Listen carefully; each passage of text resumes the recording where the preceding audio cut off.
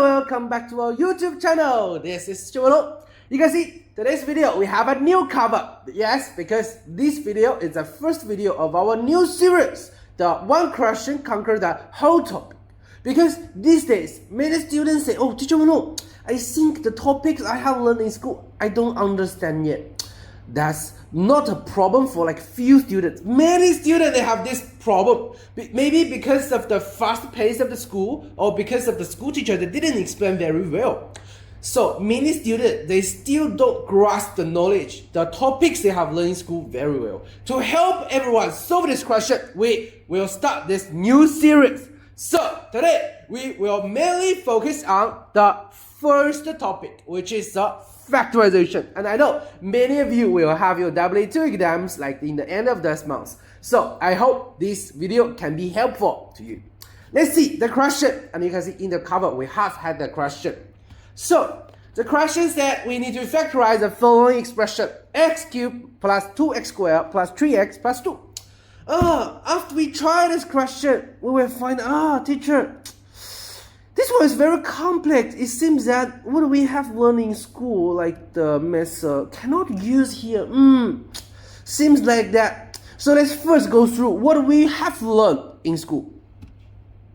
So for factorization, let's first figure out what's the definition of factorization. For example, if I give you a polynomial like this is an expression, a times b plus a times c. I want you to change this expression to a product. Then how? Some students may say, oh teacher, very easy. For these two, because this is a times b, this is a times c. So for both of them, they have a common factor, a. So when we want to change it to a product, we can take out the a. Then what do? We times the c we have in left. So b plus c. And then we have changed this expression as a product. And the process we change an expression to a product of its factors. Actually for this, we call this factorization. And for factorization, the first method is just that we find the common factor they have, we extract, we take it out. And the formula is very easy, like the a times b plus a times c. Then we take out the common factor a. And then we times the c we have in left. And only know the formula doesn't mean we know how to do the question. So I prepare some example for everyone. First is this one.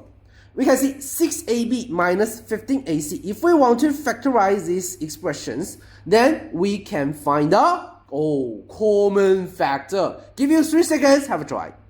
1, 2, 3. Yes, some students have 5 because obviously they have a common factor a. And except from a, what else do we have? Don't forget the coefficient number here. We can also find a common factor. So for 6 and 15, we can find the common factor will be 3a. And then the common factor is 3a. After we take it out, 6ab take out 3a will be 2b. And then minus 5c. So this is a factorization of this expression. So everyone remember, when we extract the common factor, the coefficient number can also find a common factor. And then let's see another situation. Sometimes the common factor will be one letter or number or the combination of them. But sometimes the common factor can also be, you can see this one. What's the common factor this time? This time it's a expression y plus 1 because they both have this. And then after we take out y plus 1, what do we have in left? The x minus 2. So here, everyone remember, when we extract the common factor can be 3 times. The one only letter and the combination of letter and numbers and an expression. So remember these 3 types. We can do the extract the common factor. And except from this, in school we can also learn another method. So you can see sometimes we will encounter a question like this: ab plus b plus 1. And then you can find, if we still use the extract the common factor, what's the problem? Oh, you will say, oh teacher, for the terms they have, the 4 terms, they don't have a common factor. Yes, we can find for all of them, they don't have a common factor. So how to do this question? And you can see, I have shown you the method. Grouping. What's the meaning of grouping? Because we can find that here. Although we cannot find the common factor of all of them, we find that like for A, B, and A, do they have common factor? Oh yes! What's the common factor they have? A. So first, we can group them together because they have a common factor. And then we do the factorization. We take out A, then what do we have? Oh, B plus. So plus what, everyone? Yes, perfect, plus 1. Because A, take out A, what do we have? Is 1. And then we can happily find that we also have the common factor is what? B plus 1. So what do we do next? We can take out the B plus 1. What do we have left? The A plus 1. So you can see, for this kind of expression, if we cannot directly do the factorization, then what we do? We can group them by the common factors they have, and then we do the factorization. We can solve the question. So these are the 2 methods we can learn in school, in most schools. And except from this, today, Teacher Walong will teach you a new method. So let's see the question. And we can find, you say, teacher, it seems that if we try the grouping method, or for example, x cubed and the 2x squared, they have common factor, the x squared. And we take it out, we have x plus 2. But teacher Walong, I think the 3x plus 2 cannot like keep doing the factorization. Yes. So we see, in this question, it seems that we cannot do the grouping method. So how to do this question? So let's see. What we have learned is use like one method, extract the common factor, another method grouping. But here we find that for the extract the common factor, like we cannot final factorize the whole expression. So what we can do to this question is, we can find that here for x squared, 3x, they have many like x squared. Here we have 2x squared, here we have 3x. So what we do here is, we don't know how to do this. And in math, we have a principle. We need to change the unknown thing to known. We hope we can use like the method we have learned. So let's see, how can we change this expression a bit? Then we can use the method we have learned.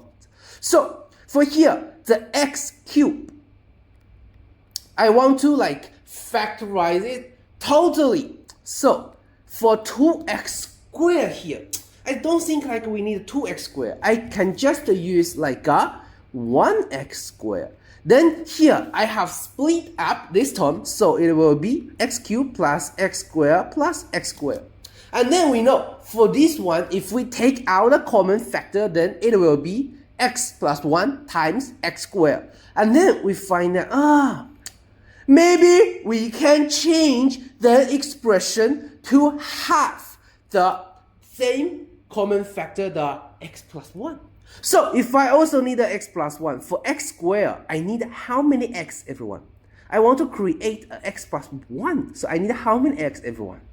Oh, we find that we just need 1x. And then if we split up the 3x to 1x, then another one will be 2x. And let's see, for x cubed plus x squared, what we will have? The x squared, we take it out, and then times the x plus 1. And then here, for x squared plus x, what's the common factor? Oh, we need the x. And then x plus 1. And finally, this one, 2x plus 2, we can take out a 2. And then it will be 2 times x plus. And if we can find out, what we can do here, everyone? We can take out the x plus 1 and then x squared plus x plus 2. So here, congratulations everyone, we have successfully factorized this very complex expression. So we can see the process again. What we do here is we split up the sum terms we have. then we can solve this question. And here, for everyone, the same. In the future, if we find some expression, the question leads us to factorization, but we find that we cannot use the method we have learned, then what we do is, we can transfer the expressions we have, we can change it to change the form that we can use the method we have learned, like the extracted common factor, like the grouping method. So here is a method 3, add or split terms. So let's make a summary. What do we have learned today?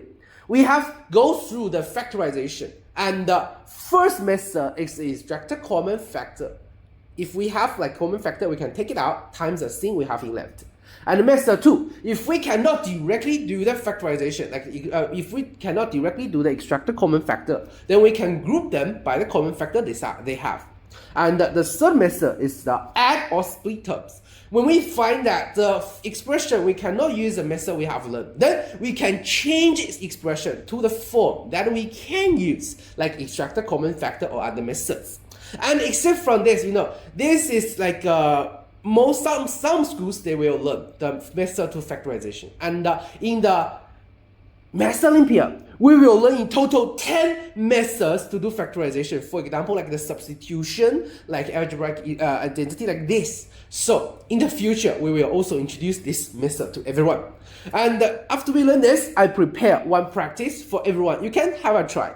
And if you have your answer or your any thinking, then you can directly send in our comment. Or you can scan the QR code on the left side, join our study group, and share your answer there. And in the study group, we will share many secondary math guidance and the free materials and some information of our future events. So if you don't want to miss this information, remember to join our study group. Or you can directly contact with me, so you can scan the QR code on the right side. You can see this series has been the second series in our YouTube channel, and in the future we will update more very valuable and useful series and videos. So if you don't want to miss these videos, remember subscribe to our YouTube channel. And that's all for today's video. This is Teacher Walong. See you in the next video. Bye bye.